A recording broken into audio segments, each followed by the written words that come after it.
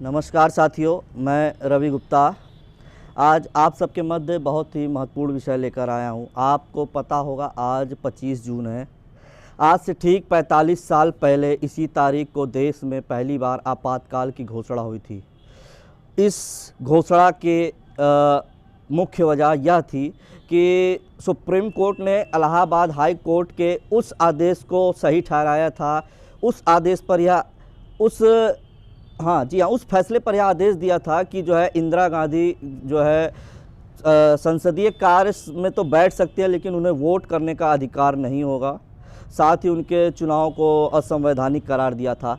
इससे क्षुब्ध होकर, इससे नाराज़ होकर इंदिरा गांधी ने बाकायदा उस समय तत्कालीन पश्चिम बंगाल के मुख्यमंत्री मैं नाम बताता हूँ, सिद्धार्थ शंकर रे से बाकायदा उन्होंने इस बारे में चर्चा की कि इस समय देश को एक भयानक चोट पहुंचाने का समय है।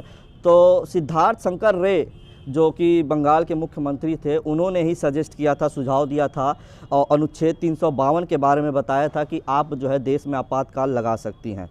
हालांकि इन सब के बावजूद इंदिरा गांधी ने बहुत सी बातों को जो है रे से छुपा रखा था। तो मैं बात यही करूँगा कि ठीक 45 साल पहले आज से देश में आपातकाल की घोषणा हुई थी और इंदिरा गांधी को असंवैधानिक करार दिया गया था, जिससे रुष्ट होकर उन्होंने सोचा कि देशवासियों को कुछ सबक सिखाया जाए। तो इस आपातकाल में पहले तो विपक्षी पार्टियों के सभी कद्दावर नेताओं को तुरंत उसी रात गिरफ्तार कर लिया गया, जेल में ठूसा गया।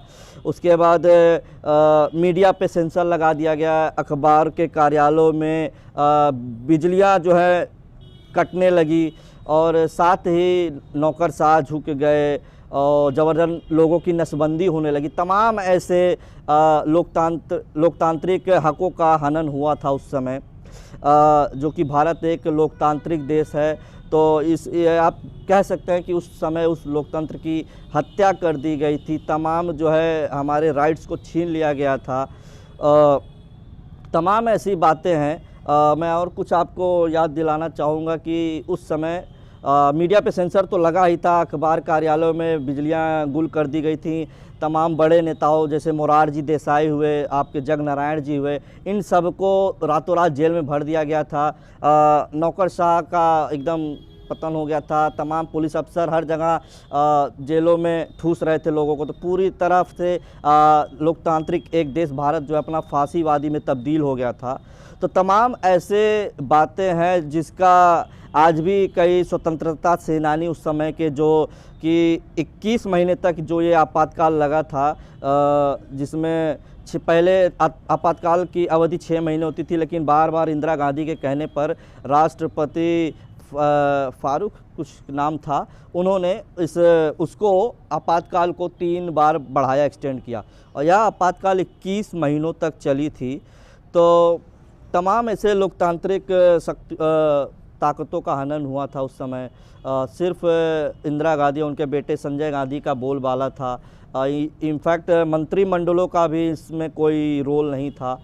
तो इन सबसे इतर इंदिरा गांधी को उनके जो चाटुकार नेता थे ये सब बताते रहते थे कि 1977 की बात है, 75 में आपातकाल लगा, 77 में ये कहा गया, उनके कान भरा गया कि जो है मैडम अब जो है जनता हमारे फेवर में है, हमें वोट मिल सकती है और हम फिर से सरकार के रूप में वापस आ सकते हैं।